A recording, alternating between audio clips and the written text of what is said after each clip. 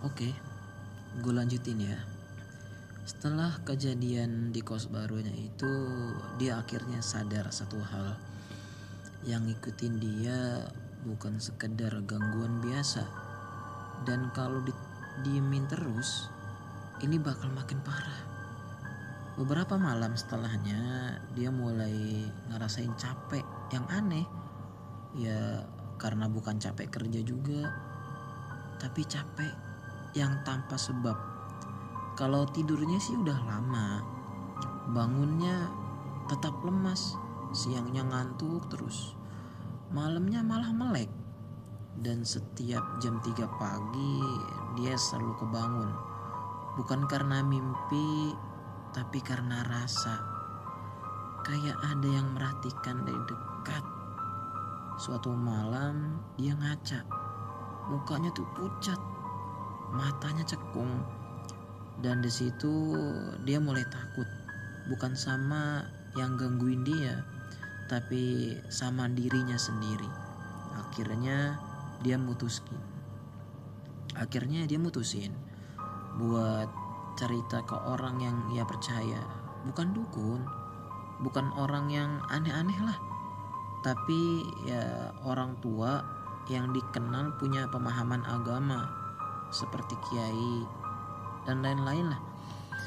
Setelah orang itu dengar ceritanya, orang itu bilang pelan, "Kamu sempat takut berlebihan gak waktu kejadian pertama?" Dia jawab jujur, "Iya." Orang itu ngangguk.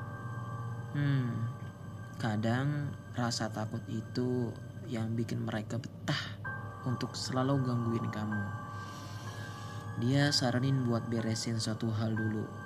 Bukan kamarnya dan juga bukan kosnya, tapi dirinya sendiri. Malam itu dia disuruh mandi bersih, matiin semua lampu, dan duduk tenang. Baca doa pelan-pelan yang dianjurkan. Gak usah nantang, gak usah marah. Kalau ada rasa takut, jangan dilawan, tapi jangan juga diikutin.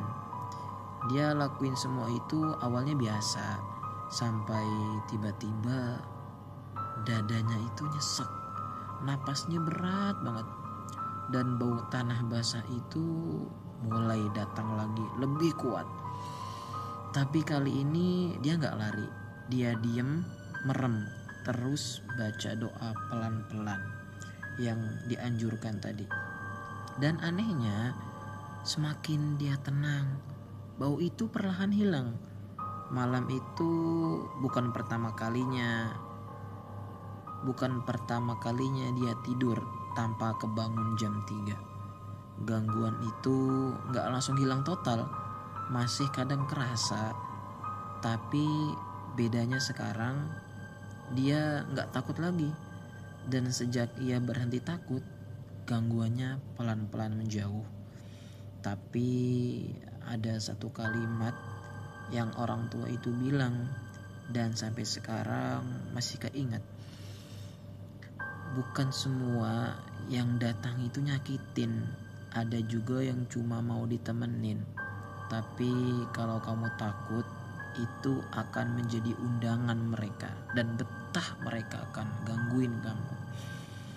Dan sampai sekarang dia gak tahu yang dulu ada di kamar kosnya itu apa sebenarnya cuma lewat, atau memang sampai niat tinggal lama di kos-kos itu. Oke, untuk cerita part 4-nya gua akan lanjutkan.